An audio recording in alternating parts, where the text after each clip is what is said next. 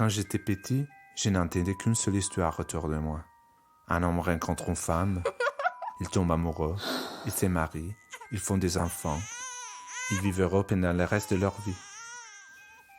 Je ne savais pas que la vraie vie était pleine d'histoires différentes dans lesquelles l'amour se manifeste dans des formes magiques et imprévisibles.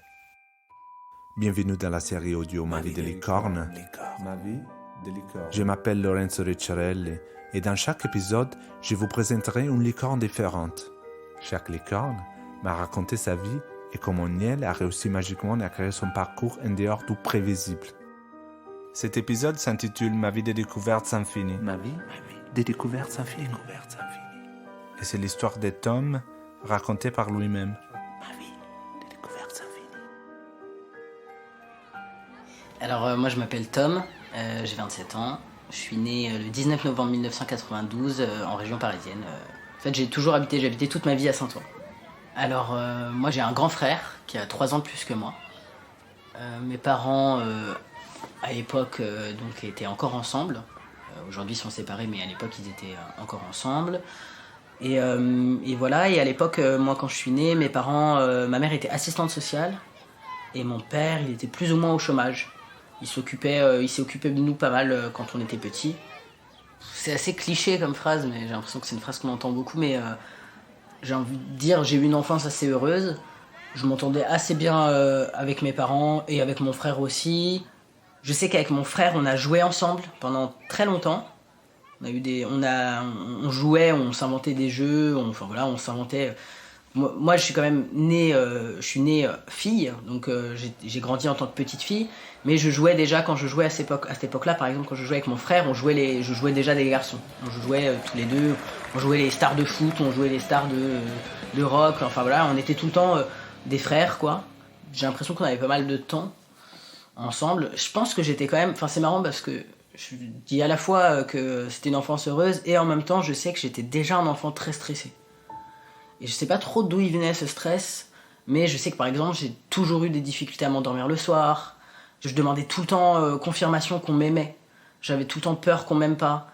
J'étais hyper stressé, j'avais énormément d'eczéma. Parce que j'avais vraiment des mains complètement détruites en fait tellement j'étais stressé, tellement je grattais la peau, j'avais les mains en sang en fait.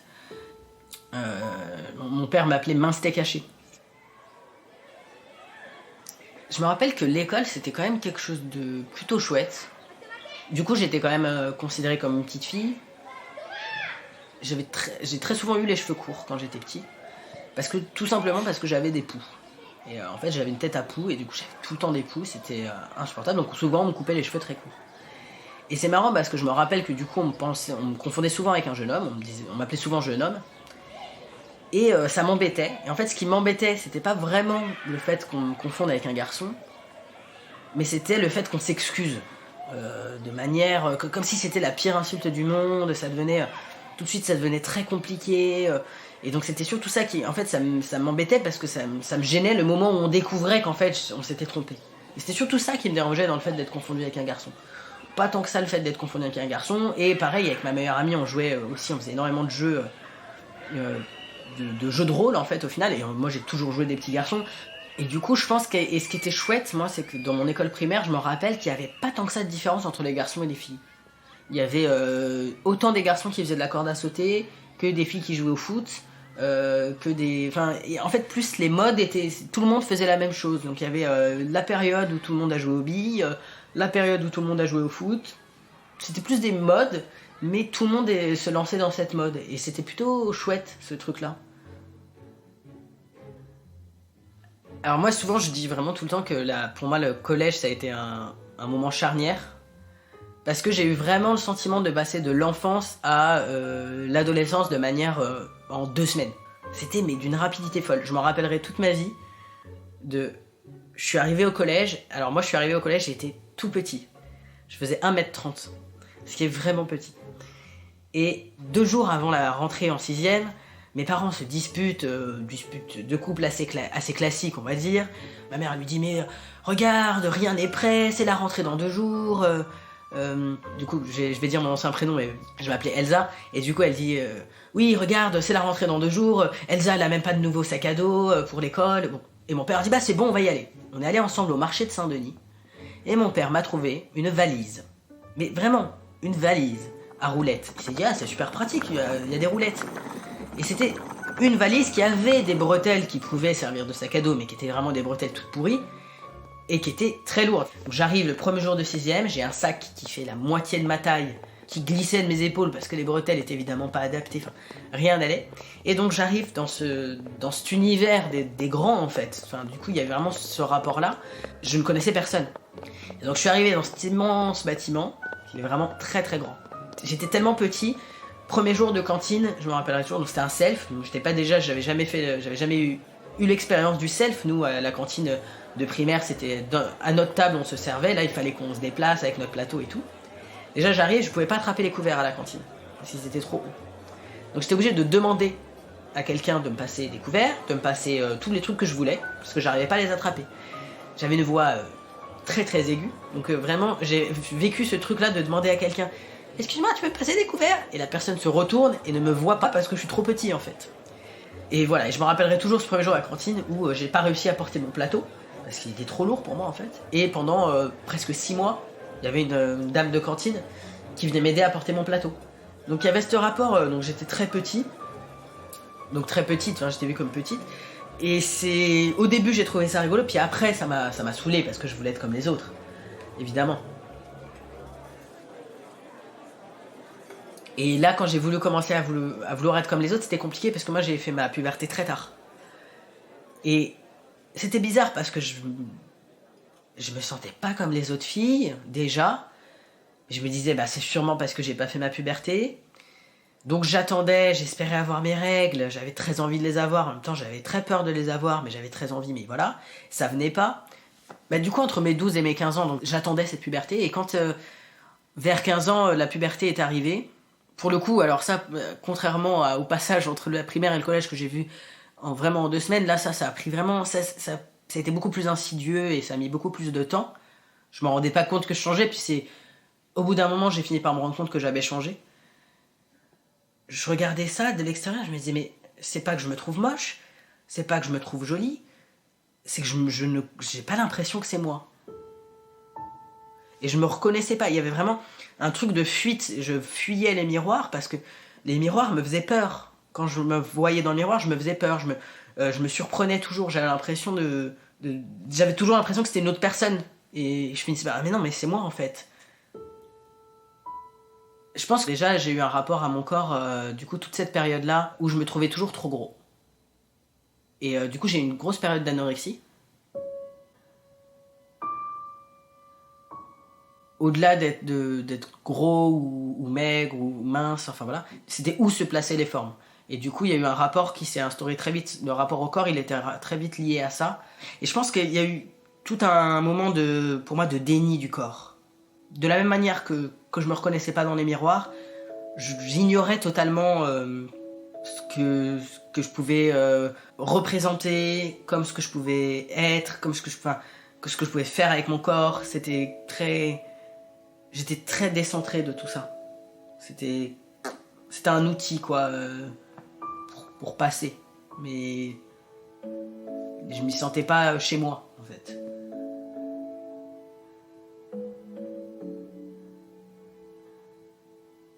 Du coup, j'avais pas du tout de succès. Alors, dans mon collège, j'étais vraiment vue comme la personne asexuée. Enfin voilà, je n'attirais aucun regard de ce type-là. Et c'est assez rigolo avec le recul, mais à la base, j'ai rencontré Quentin. La première fois que je l'ai vu, j'ai cru que c'était une fille. Parce qu'il avait les cheveux longs, je l'ai vu de dos et j'ai cru que c'était une fille. Puis après, je me suis rendu compte que c'était un garçon. J'avais envie d'avoir un amoureux parce que c'était un peu c'était d'une certaine manière c'était normal d'avoir un amoureux. Et Quentin m'a proposé très vite qu'on devienne amoureux. Je lui ai dit bah ouais, pourquoi pas. Et en fait on a commencé à sortir ensemble. Il m'a présenté les Éclés et 2 semaines après je l'ai quitté pour Kevin que j'avais rencontré aux Éclés.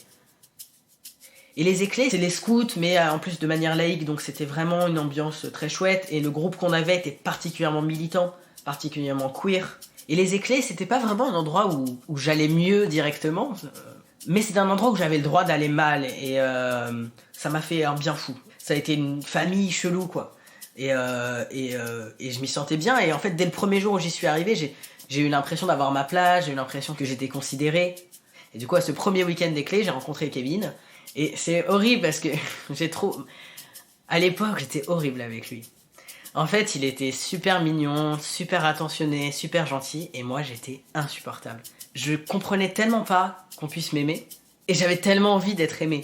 Mais je comprenais tellement pas que ça puisse être possible que j'en étais insupportable. J'arrêtais pas de lui demander « Pourquoi tu m'aimes ?»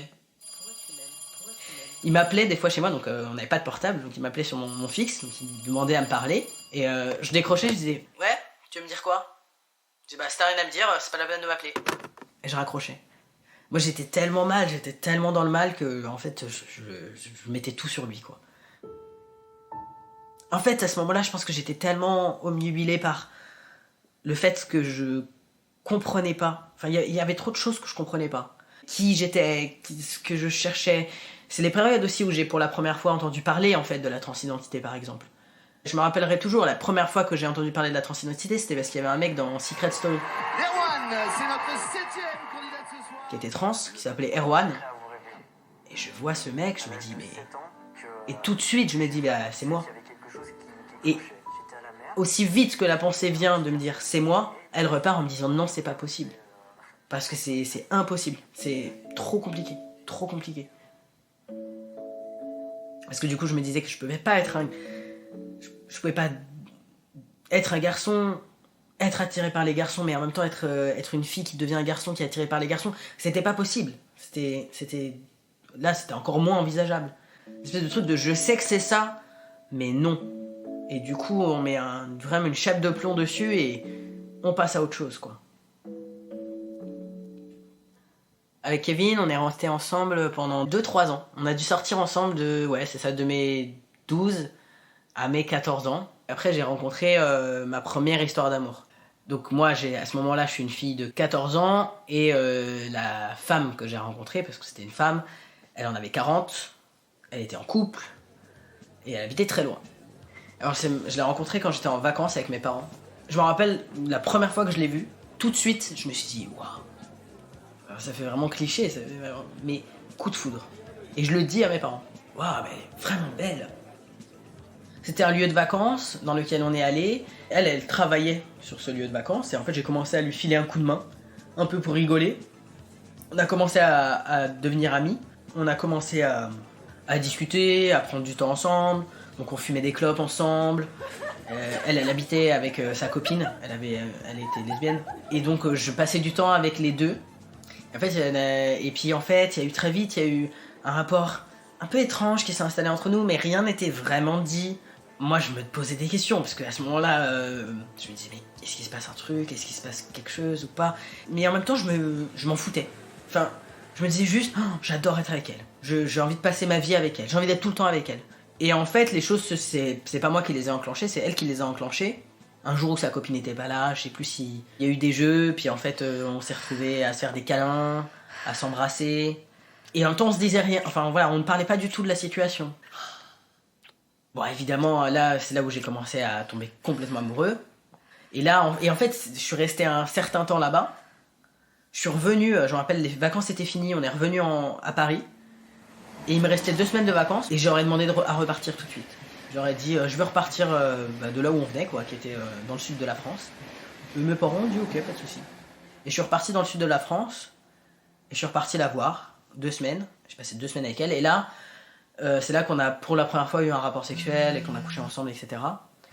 Moi, j'ai eu un portable. J'avais pas de portable à l'époque. Ma mère m'a acheté un portable. Et là, j'avais un seul contact, c'était elle. Et on s'envoyait 500 textos par jour. Ce que je trouve dingue, c'est quand je dis 500 textos par jour, c'est pas une image, c'est vraiment 500 textos par jour. Ce qui s'est passé, c'est qu'on a commencé à avoir cette relation, donc on se disait qu'on s'aimait, alors on se disait pas qu'on était un couple, mais clairement on se disait je t'aime, et voilà, et on s'envoyait 500 textos par jour. À ce moment-là, elle était toujours avec sa meuf, et en fait quand elle a quitté sa meuf, elle m'a dit écoute, c'est le bordel dans ma vie, j'ai plus autant de temps qu'avant. Donc au début ça a commencé un peu à être, je suis passé de 500 textos par jour à 10 textos par jour, c'était le manque total, c'était horrible, etc. Et là, j'ai commencé à souffrir. Moment de bonheur, on va dire, il avait duré 6 mois. Et là, pendant 2 ans, j'ai souffert. Pendant 2 ans, elle me tenait plus ou moins au courant, moi j'étais à fond, j'y allais à toutes mes vacances, j'allais là-bas. Les vacances d'après, j'y suis retournée, en fait elle s'était remise avec sa meuf mais elle m'avait pas prévenue. Forcément, en plus du coup elle me disait qu'il fallait pas que je dise à mes parents que j'étais lesbienne parce que sinon ils allaient comprendre. Donc c'était... Alors que mes parents, ils avaient aucun problème avec l'homosexualité en plus.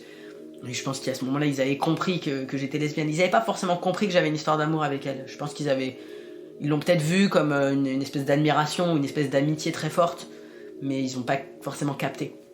Et moi j'étais à fond, et en fait je me détruisais parce que c'était une relation complètement en fait à un seul sens, mais en même temps où elle me laissait beaucoup d'espoir, puis où il y avait quand même des rapports.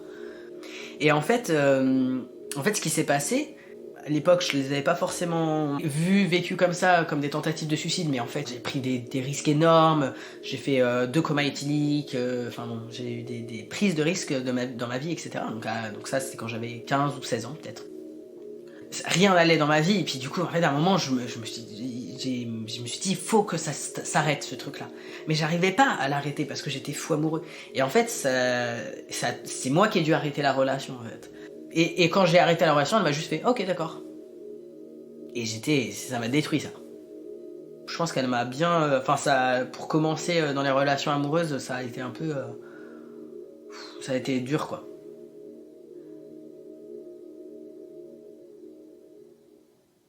J'ai quand même eu ces 6 mois de bonheur, de relation. Et ces 6 mois-là, ils m'ont fait du bien quand même sur d'autres aspects. C'est que je me suis dit, j'avais compris qui j'étais. Quand même. Il y avait ce rapport-là qui était « Ok, en fait, c'est ça. Depuis le début, je suis lesbienne. » Donc, j'ai la solution à tous mes problèmes. Je suis lesbienne. C'est pour ça que j'arrivais pas trop à relationner avec Kevin ou avec les autres garçons avant.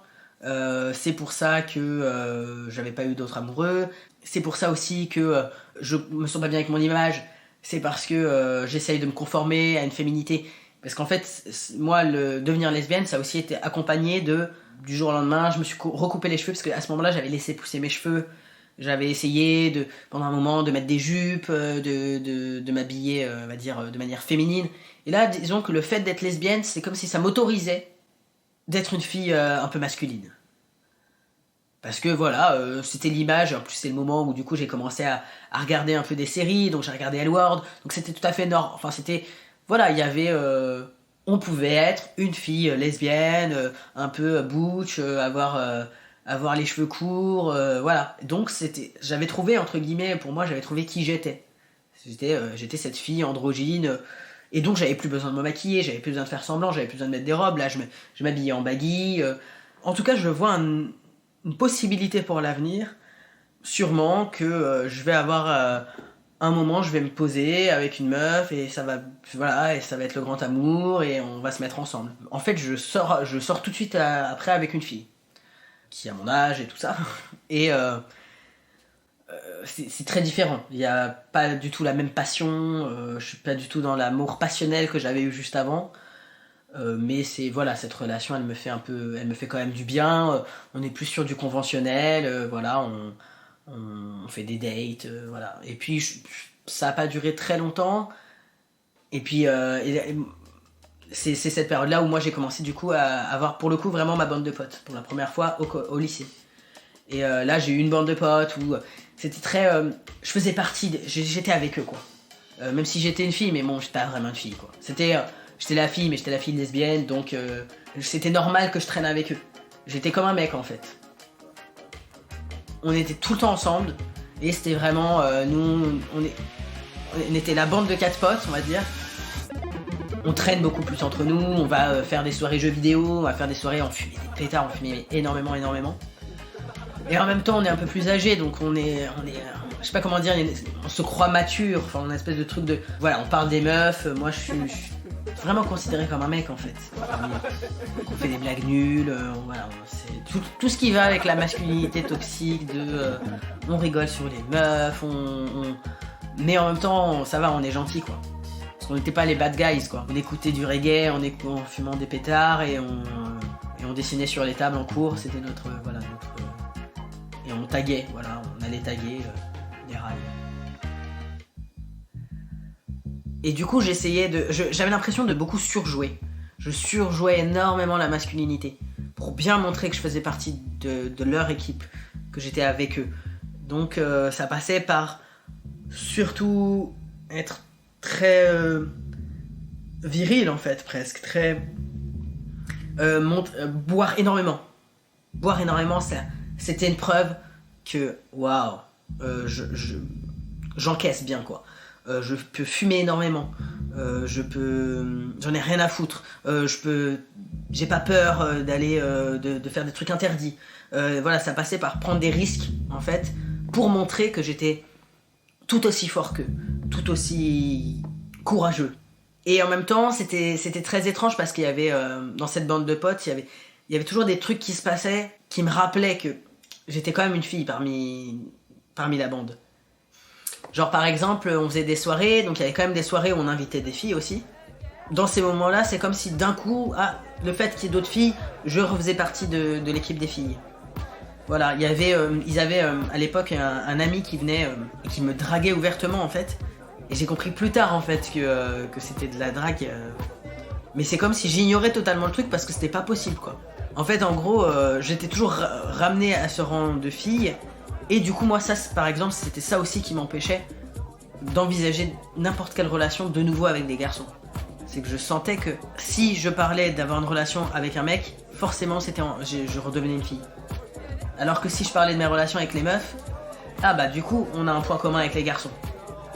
Mais au fond, c'était très chamboulé. J'avais cette attirance très forte pour les garçons, mais je le refoulais totalement. Je vois très bien que mon meilleur ami de l'époque, en fait, j'étais à fond sur lui. Et j'en rêvais la nuit. Mais ces rêves-là, ça n'existe pas. C'était comme si j'avais réussi à trouver une identité qui me confortait. Il fallait que je m'y tienne, quoi. C'était comme si c'était un peu le seul truc qui me tenait. Quand j'ai eu 16 ans, il y a eu un travail qui s'appelle le TPE, qui est un travail qu'on fait à l'école. C'est des travaux de pratique en groupe normalement. Mais ce n'est pas interdit dans le règlement de passer son TPE tout seul. Et du coup, il y avait ce truc-là du TPE, et moi, je vais voir la prof, je lui dis en fait, je veux faire mon TPE tout seul, et je vais le faire sur la transidentité. Et du coup, c'est marrant quoi, il y avait déjà cette sensation que il y a des trucs que j'explore pas, ou que je n'avoue pas, mais que je n'avoue même pas à moi-même en fait. C'était pas du tout conscient j'avais l'impression que dans ma tête je me disais oh en fait je suis un mec trans, oh en fait je suis pédé, oh en fait non, je me le disais pas concrètement. J'arrivais même pas à me le dire concrètement dans ma tête. C'était tellement difficile que je pouvais même pas me l'avouer à moi-même. Et tout ça s'est fait en parallèle avec aussi mes premiers spectacles. Moi, je faisais du slam à l'époque. Donc, le slam, c'est de la poésie, une sorte de poésie déclamée. Et j'avais été repéré sur une scène slam par un metteur en scène qui m'a dit, écoute, voilà, moi j'adore ce que tu fais, je voudrais que tu sois dans mon spectacle. Et donc ça, c'était en parallèle du lycée. Et c'était une super expérience parce que déjà, je loupais le lycée, j'étais payé, j'avais 16 ans. Et en fait, le premier texte que j'ai fait sur scène, c'était un texte qui s'appelait « Like a Foutu Boy ». Donc comme un garçon, quoi. Comme un garçon, et ça parlait du fait d'être un garçon manqué, de se sentir garçon, de pas trop comprendre. Et j'arrivais à le dire sur scène, en fait. Finalement, je le disais sur scène que j'étais un garçon. Mais dans ma vie, je l'assumais pas du tout. En fait, avec cette bande de potes, on parlait pas. Je disais qu'on parlait de meufs, que je me sentais inclus dans leur bande par rapport à ça, mais c'était pas non plus un sujet de conversation qu'on avait. Et moi, du coup, eux, ils avaient un peu des histoires d'amour qui commençaient vite fait avec des meufs du lycée. Et en parallèle avec cette bande de potes, je me suis inscrit sur un site internet qui s'appelait Zagay, qui était un site de rencontre pour jeunes LGBT. Et c'était 12-25 ans, je crois, l'âge. Donc c'était vraiment une cible vraiment jeune. Et là, j'ai commencé à faire mes premières soirées en parallèle. Donc j'avais mes soirées avec eux, où on fumait des pétards, etc. Et j'ai commencé à faire mes premières soirées avec des personnes LGBT. La Zag Night, ma première soirée LGBT, c'était une soirée, je m'en rappelle, dans une boîte de nuit dans le Marais, enfin, un truc qu'ils avaient privatisé. On avait des bracelets de couleur pour voir si on était majeur ou mineur, pour voir si on pouvait boire de l'alcool. Moi, très vite, j'ai échangé mon bracelet contre quelqu'un qui était majeur pour pouvoir boire de l'alcool. Et c'était ma première soirée où j'ai rencontré ma première amie, on va dire, lesbienne, et une bande de potes lesbiennes. Et donc, à ce moment-là, j'ai commencé à avoir toujours ma bande de potes, 6 hétéros du lycée, avec qui on faisait des bêtises, et on faisait des conneries et tout ça. Et j'ai commencé à avoir une bande de potes lesbiennes. Et là, on a commencé à sortir dans le Marais. On allait à l'époque dans un bar qui s'appelait le 3e lieu. Et donc là, ces moments-là, j'ai commencé à sortir tous les week-ends. On sortait, on allait dans ce fameux bar toute la nuit. Voilà, mes parents à l'époque, en fait, ils me laissaient sortir en pensant que je dormais chez les amis. Bon, grand classique. Moi, je disais que j'allais dormir chez tel ami disait qu'elle allait dormir chez moi. Puis en fait, on sortait toute la nuit. C'est là où j'ai commencé en fait à avoir vraiment, c'est là où j'ai commencé à avoir 2 vies, mais j'ai l'impression d'avoir toujours eu plein de vies en même temps. J'ai toujours eu des vies parallèles. J'avais toujours ma bande des clés d'un côté, j'avais toujours la bande de potes cis hétéros du lycée, et là j'avais en plus ma bande de potes lesbiennes. Et c'était comme si j'avais mes 3 vies totalement différentes, qui ne se croisaient jamais, qui ne se reliaient jamais. Et là, je suis arrivé à l'année de ma terminale, et il y a eu un casting qui est passé, il y a eu une affiche pour un casting qui est apparu dans notre lycée, et je suis allé avec une amie à moi, et j'ai été pris. Et c'était un casting d'un spectacle qui s'est appelé Fauve, qui a été assez déterminant parce que moi, à ce moment-là, donc, je pensais pas faire ce métier. C'était tellement bien, je m'étais dit, j'ai eu de la chance, j'ai eu cette expérience, et moi, à l'époque, je voulais devenir cuisinier. Et du coup, j'avais fait une demande pour rentrer dans une école de mise à niveau, pour faire de l'hôtellerie-restauration. Et en fait, j'ai été pris pour ce spectacle qui avait beaucoup de dates, qui étaient déjà achetées et tout ça. C'était une tournée que dans des grands théâtres et tout ça, donc c'était vraiment super, super bien. Donc j'ai dû choisir. Et j'ai choisi ce spectacle. En parallèle de tout ça, évidemment, la vie continue. Donc il y avait cette première soirée LGBT quand j'avais 16 ans. À ma première soirée LGBT, j'ai rencontré ma pote Audrey. J'ai continué à sortir avec cette bande de potes lesbiennes, et Audrey m'a présenté Enora 2 ans plus tard, quand j'avais déjà moi fini le bac et je commençais mon spectacle. On s'est mis ensemble très très vite, ça a dû prendre 2 semaines et on s'est mis ensemble. Elle était encore au lycée à ce moment-là, mais voulait devenir comédienne depuis... ça faisait des années qu'elle voulait devenir comédienne. Et quand on s'est rencontrés, donc elle passait son bac, elle l'avait redoublé, elle redoublait son bac, et moi en parallèle je faisais ce spectacle. La première année, on ne s'est pas installés ensemble. On a vécu 1 an une relation amoureuse où moi, à ce moment-là, j'habitais encore chez mes parents. J'avais 17 ans. Et quand elle a fini par passer son bac, on a décidé de s'installer ensemble. À suivre. Vous venez d'écouter la première partie de Ma vie de découverte infinie, un épisode de la série podcast Ma vie de licorne. Vous pouvez nous retrouver sur toutes les plateformes principales des podcasts et nous découvrir encore plus sur les réseaux sociaux et sur notre site mavidelicorne.com. Merci de nous avoir écoutés et à très vite.